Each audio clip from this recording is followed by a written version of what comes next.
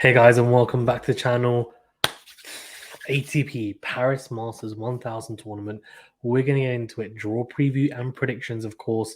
And I'm going to do what I've been doing in the last few draw preview and prediction videos, give you guys a little taste, a little something to whet the appetite in terms of each player's form in the last 10 matches on hard court, and then also the head-to-heads for round one.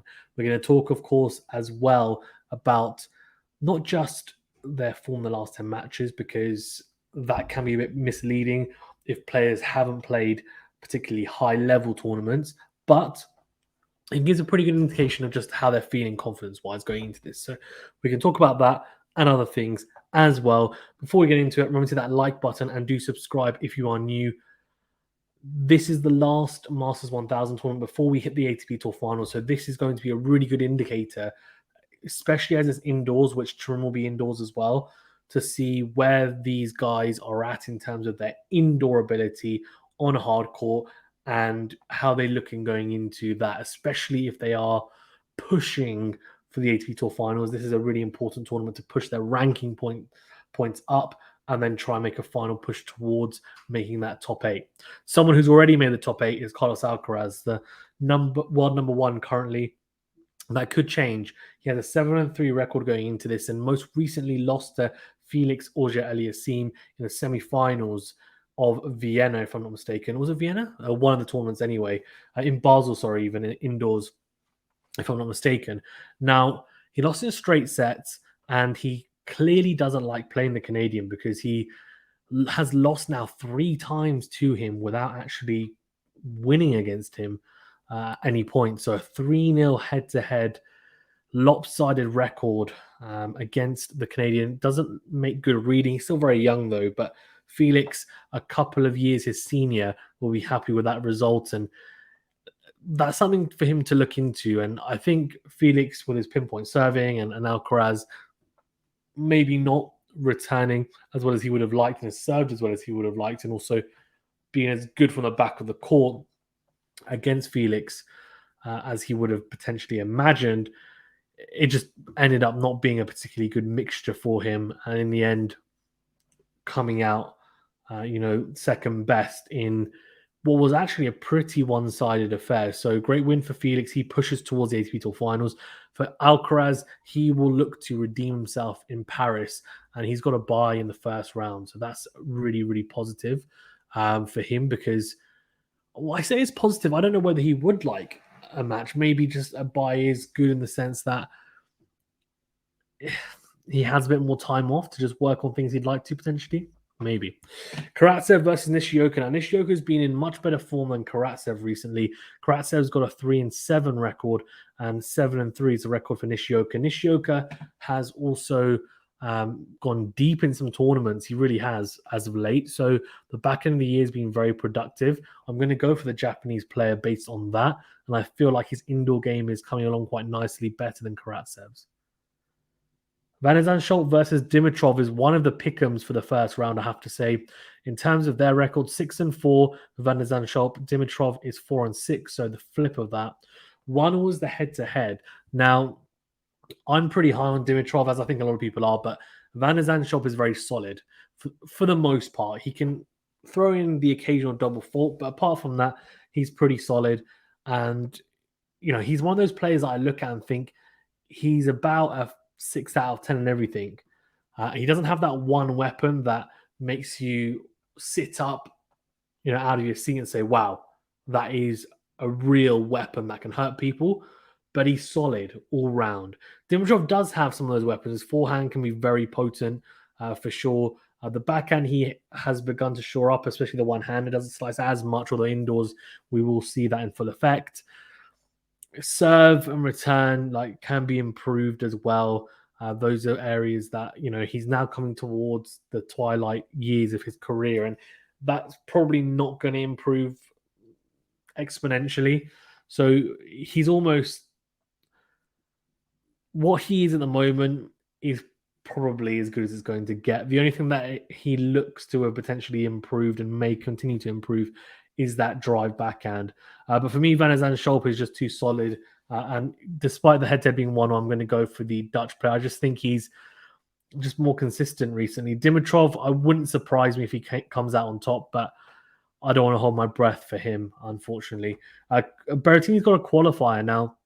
Of course, the qualifying matches are going on today and tomorrow. First rounds happen today, tomorrow, Sunday, that is.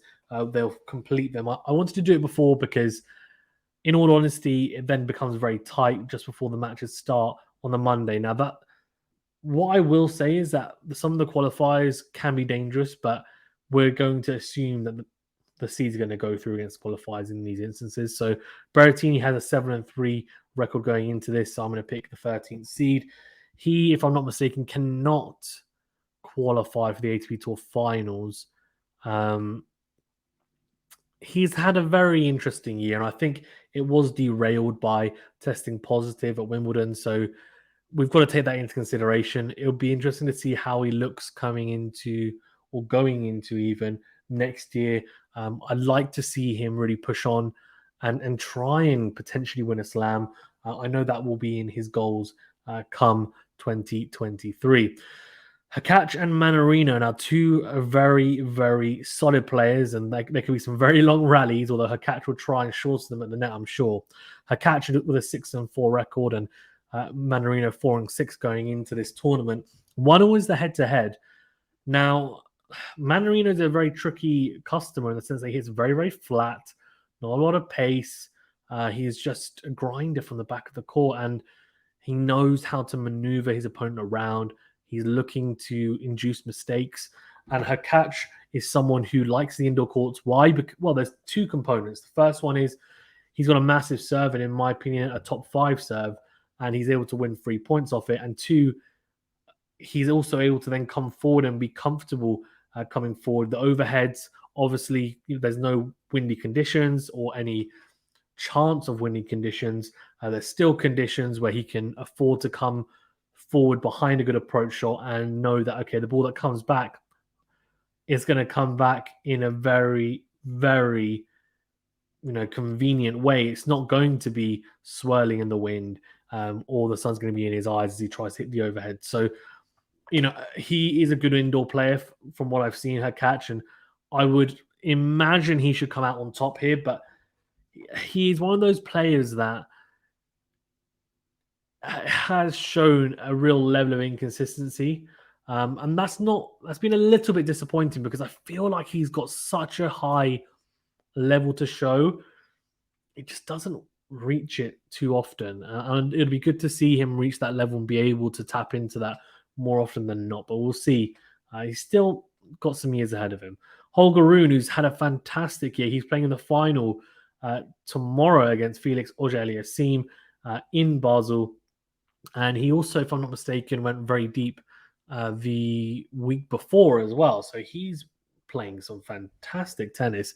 In fact, not only did he go deep, he won his first title against Stefanos Tsitsipas, of course, the week before. So he's just won a title. He's now looking to go back to back, which would be incredible.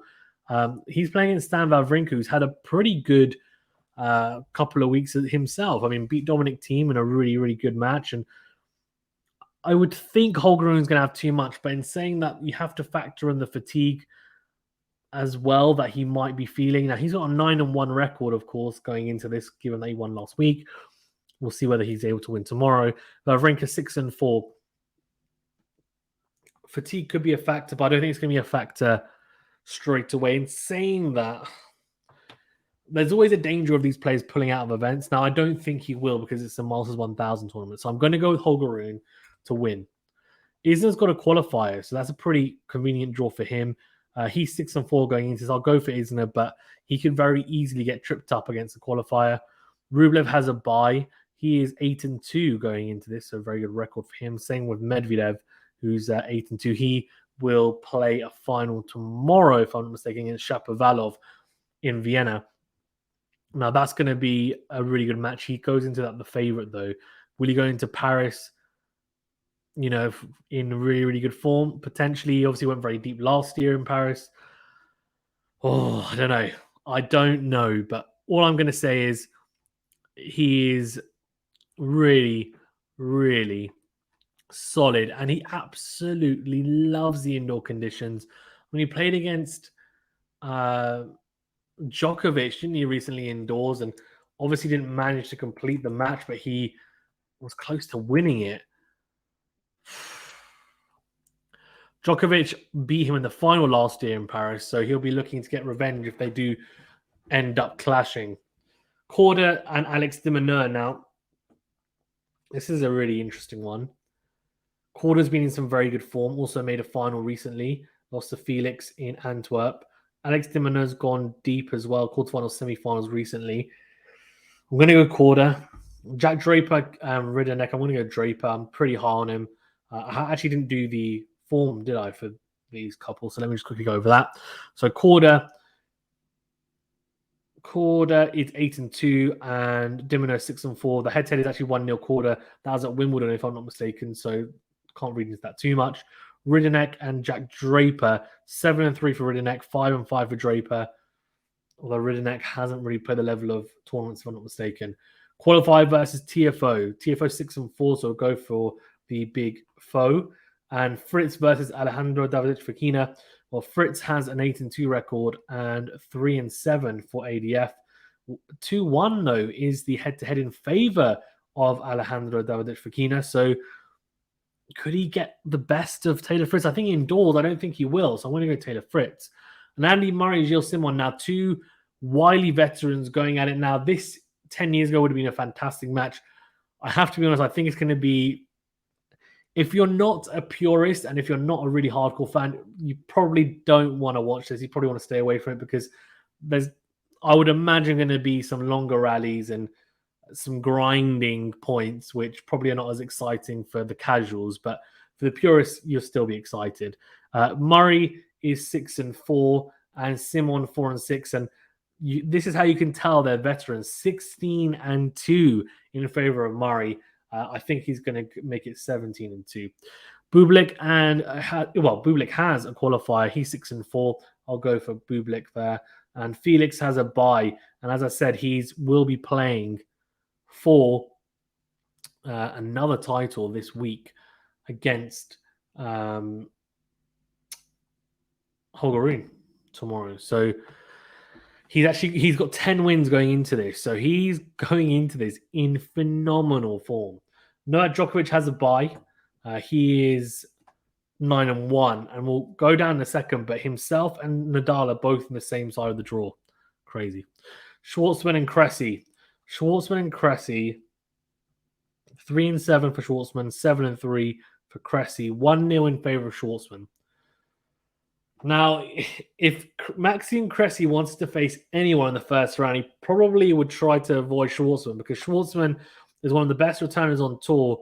You know, if we're kind of putting to one side Djokovic and Nadal, he's probably the third best on tour. I think his numbers back that up. Cressy's game is all built upon how well he's going to be able to serve and also then coming behind it. I think Schwartzman. I just don't think Cressy has the dynamism to stop him, honestly, especially on a fast indoor court. I think Schwartzman will be fine. We'll see. Baiz Khachanov is an interesting one. Baiz is 1-9. He's struggled in the back end of this year. Khachanov is 3-7. He's also not had. He is 6-4 even. Excuse me. You got to go Khachanov, don't you? Indoor conditions, he'll love it. He'll try and serve big, try and impose himself. We've got to go him. Sinner's got to qualify. He's 6-4. So we'll go for the young Italian. And this is a fantastic first round matchup. Cilic and Musetti. Cilic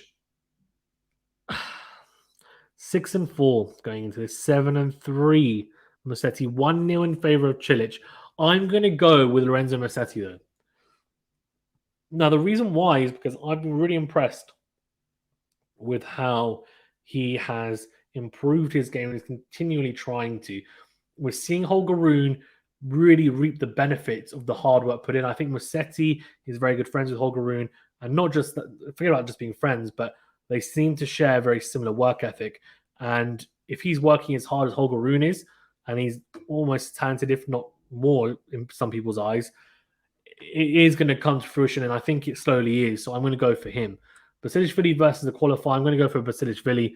He is 1-9 though, so well, I don't even know who the qualifier is, but it might even be worth going for him, but I won't. Molcan and Gasquet. 4-6 Molcan, 5-5 Gasquet. I'm going to go Gasquet as the wild card with the French crowd behind him. Casper Ruud has a bye, the number 3 seed, and of course, US Open and French Open finalist. He's 6-4 going into this. Tsitsipas has a bye, and he'll be disappointed to lose to Coric this week and not go deeper than he would have hoped. In where was he playing? He was playing in Basel, wasn't he? No, Vienna, sorry, even. Who's he playing? Well, we don't know yet because he's got a bye, so he'll play the winner of, I think, Evans and Nakashima. He's 7-3 going into this, so he's been in some good form. He likes the indoor courts. It just means that he's able to serve with a lot more comfort and reassurance. I just feel like for people who have any issues with double fault or are big servers generally, the indoor courts they give you that sense of comfort that, you know what, if I'm not serving well, then it's to do with me. It's nothing to do with anything external. And they have that reassurance that, okay, I can serve big. I can really make my opponent's life hell. Evans and Nakashima, 5-5 for Evans, 7-3 for Nakashima. 1-0 in favor of Nakashima. Now, I think indoors, I actually favor Nakashima. I really like his game. I like Evans as well, though. Evans is such a tricky customer, and I genuinely think, similar to Taylor Fritz, he gets the most out of his game. He really does. But I'm going to go for Nakashima just because I just think he's going to be slightly fresher, honestly. There's not really much in it. I wouldn't be surprised if Evans wins, but I just think Nakashima, I like his game, and I just think he'll be able to really outmaneuver, really, the Brit.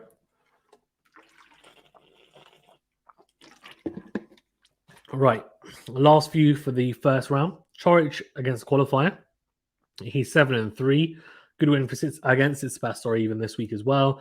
Kecmanovic, Norrie. Norrie is 4-6. Kecmanovic 6-4. Norrie has a 1-0 head-to-head. I'm going to go for Cam Norrie. I think he'll be too solid. Hopefully he can discover a bit of form.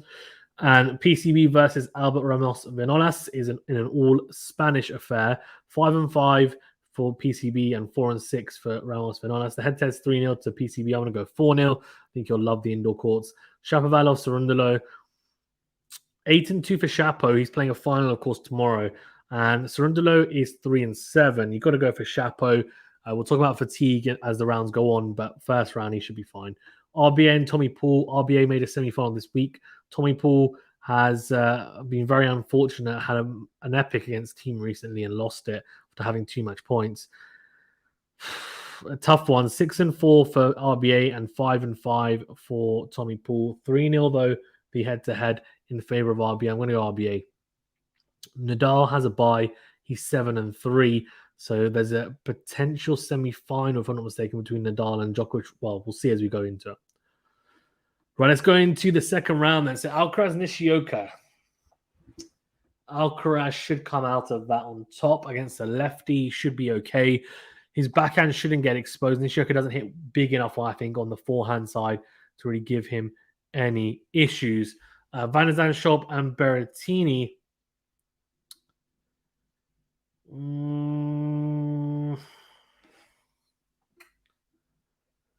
It's a tough one. Berrettini indoors, Van der Zandschulp. I've actually seen them play at Queen's this year, but it's a different surface. I was that on the grass at Queen's. I'm going to go Berrettini. I just think Van der Zandschulp probably is not going to be able to win a lot of return games, if any. Her catch Holger Rune is a fantastic second round. Wow. The question is, do I place a lot of importance on Holger Rune potentially being quite fatigued after playing back-to-back weeks, winning a tournament and at least making a final, potentially even winning two titles. Either way, he's going to have played a lot of matches, right, going into this, the last 2 weeks, as many as he could. I think because of that maneuver for her catch, I think he might be a little bit leggy. If he's not, It's quite hard to back against him, but I'm really factoring that in. Rublev Isner. Now, this is an interesting one because Rublev, the question is going to be how does he return Isner's serve? And I'm not super sold on Rublev's return, honestly. I'm really not. What's the head-to-head, though? 3-0 Isner. Outdoor hard, outdoor clay, outdoor hard. Quite a few tiebreakers in there. He's only taken a set off him, and that was on the clay Rublev. If Isner's serving as well as we know he can, I genuinely think it's in Isner's hands because Rublev, unless he's somehow just learned how to return Isner's serve better since, which I don't think is going to be the case, he's going to struggle a lot. I'm going to go Isner. I think he's going to get frustrated, Rublev. Medvedev Korda is a fantastic match. There's some crackers. This is what I love about Masters 1000 tournaments for the men's and women's. I mean, you just get so many great matches from the first round onwards. It's just incredible. Medvedev Korda. I've got to go Medvedev indoors. I mean, we saw what he did against Team this week. I mean, Team was playing some fantastic tennis, still coming second best. Yeah, I've got to go Medvedev. Draper, TFO. Wow, what a match that is. TFO. Question is, what TFO turns up? Jack's a lefty. Doesn't have any significance. TFO's backhand's quite solid. Draper's backhand has been shored up as well. Serve return dynamic. Draper serves big. TFO does now as well, but you'd expect Draper to win more 3 points. TFO's a better returner naturally, though. That's a tough one. It's got 3 sets written all over it. I'm going to go Jack Draper, but with not a lot of confidence. Right, Taylor Fritz and Andy Murray. I would love to go for Andy because, you know, I think everyone knows I'm from the UK. I do like Andy. He's not my favorite player or anything, but, you know, he's up there in my top 10. But Fritz is just surely going to be too strong on an indoor court. He's going to serve massive 140 clicks. I mean, it's going to be difficult, even for someone like Murray to return, although he's got a great record against Isner. But the difference is Fritz from the back of the court can literally back it up with the 1+ and 2+ plays behind the serve. His returning's improved a lot as well. I feel like it's pretty good. From the back of the court, his backhand's so solid. It's a tough matchup, I think, for me. FAA versus Bublik. FAA, I mean, again, I know he's playing a lot of matches as well. He, like Holger Rune, he's going to play as many as he can, but I'm going to go with I'm going to go with FAA. Okay. Djokovic Schwartzman. I'm going to go Djokovic. Too strong. Sinner Khachanov. Sinner should have too much, I think. Musetti, Basilashvili, Musetti. Gasquet, Rude. I'm going to go Rude. Tsitsipas, Nakashima, Tsitsipas. Nori, Chorich. I'm going to go Chorich. He's been in good form. I think he's going to cause some problems for Nori. Nori hasn't been in the best of form. PCB and Shapovalov.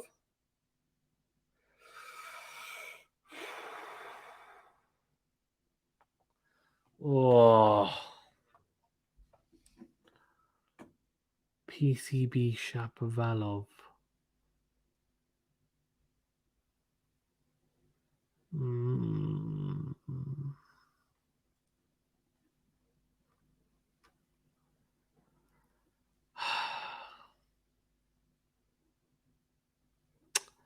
Gonna go Chapo. Oh, yeah, go on. I'll go Chapo. Actually, no, indoors I can't. I'm gonna go PCB. Nadal to beat RBA. Right, here we go. Let's pick up the pace. Alcaraz, Berrettini, Alcaraz, and in this current moment, Hakac Isner. Although in saying that, he's got to return well because he's returning indoors. We'll see how he fares, but he's got to be on point because Berrettini will serve well indoors. Serves well generally anyway, top 5 like Hakac, as is Isnan. Talking of top 5, 2 of my top 5 servers on tour, Hakac and Isner clashing. Going to go Hakac. More dynamic game. Medvedev, Draper. Medvedev, as much as I'd like Draper to do, I think it's going to be tough. Felix and Taylor Fritz. I can't see Felix going back to back to back because he potentially might win tomorrow. But even if he was to go, win final and then a final win, I think that's just too much, surely. So I'm going to go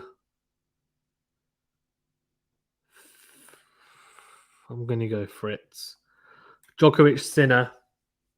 This is a tough one because Sinner, I think, will fancy his chances, but Djokovic is surely too strong indoors. Defending champion, I think he's going to love it. He's going to love it. He played so well in the Laver Cup when I watched him as well, and he is one of the best indoor players ever, if not the best indoor player ever. Musetti, Ruud.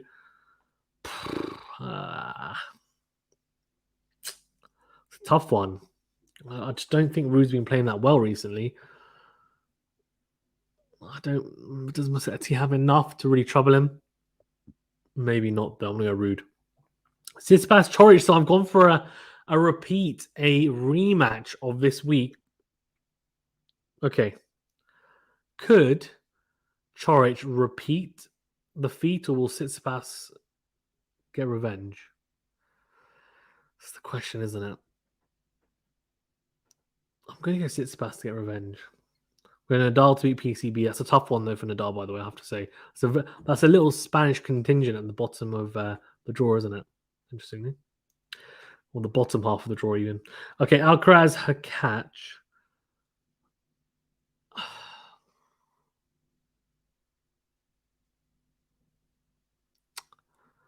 I'm tempted to go Hakac, that I really am. I just think indoors, Alcaraz as well. I feel like he's dipped a little bit since becoming world number 1, and that's understandable. There's the pressure. He's so young as well. I mean, let's be honest, he's going to be fine. He will be fine. The last time they played was in April. Alcaraz won 2 tiebreakers. They haven't played since.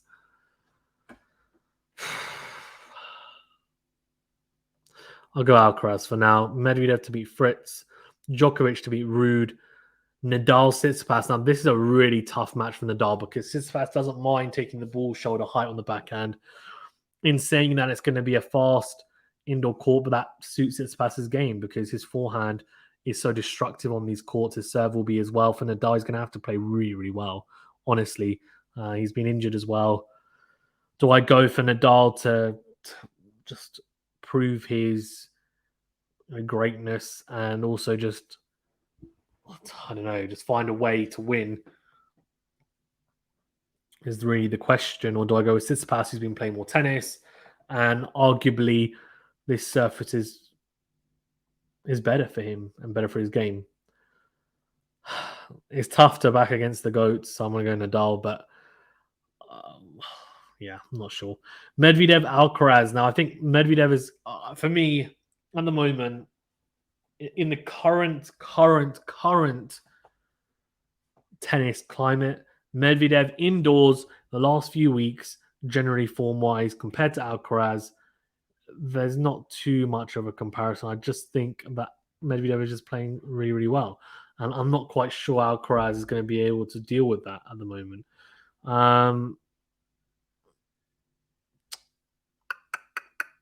I'm going to go Medvedev. Djokovic, Nadal. I would love to go Nadal. I would. Everyone knows I'm a Nadal fan, but just indoors, can we really say that if this was to happen? Which, by the way, this is assuming that Djokovic and Nadal are going to win up until the semi-finals. And I think if anyone's more likely to lose by this point, it's probably Nadal, given the surface, given he's been out for a bit. I think you can't pick against Djokovic, can you? So that would actually mean that I've picked probably not the best of predictions, to be honest with you, because I've picked exactly the same final as last year. Djokovic versus Medvedev. Now, What I'm going to do is I'm going to pick someone who a lot of people wouldn't pick in this match. It's going to be Medvedev, and I'll tell you why. The match they played this year, not too long ago, a few weeks ago, or even a month or so ago, really made me think that Medvedev is a problem for Djokovic. And that was at Astana. It was a slower court, to be fair. But I just have a feeling indoors, Medvedev is a nightmare. He's just an absolute nightmare. Serve-wise, I mean, he's like a machine indoors, returns incredibly well, gets everything back. He's actually coming to the net a bit more as well. Like, that's crazy. He's tried to add that to his game. He's improving. He is evolving. I've got to go with Daniel Medvedev. A lot of people will go for Djokovic, and rightfully so, because he is, as I said, he's got the winning head-to-head at the moment. He's also, as I said, arguably the best indoor player ever. On top of that, what else? He's a GOAT. He's a GOAT, right? So, and he's a defending champion. But anyway, I'm going to go for Novak Djokovic. That's my pick. Let me know your pick as well. Who are you picking to win this? Who are you rooting for? And what do you think of my picks? But thank you very much, guys, for tuning in. Really appreciate it. Remember to hit that like button if you haven't done so already. Do subscribe if you're new. And if you're listening on a podcast platform, do leave a rating or review. Also, do check out the Monday Bagel newsletter from The Slice Tennis. Our friends at The Slice have created a weekly newsletter that's sent every Monday via email that you can subscribe to for free. The link is in the description of this video. And what it means is that you get a flash of each week's news. It's really, really interesting. And if you like reading your tennis content on top of also listening to someone like me or watching videos that I do, for example, and you want a quick roundup of the week's tennis, news and ranking updates, etc., then that is for you. So do check it out. Thank you very much, guys. Stay safe and well, and we'll see you on the next video.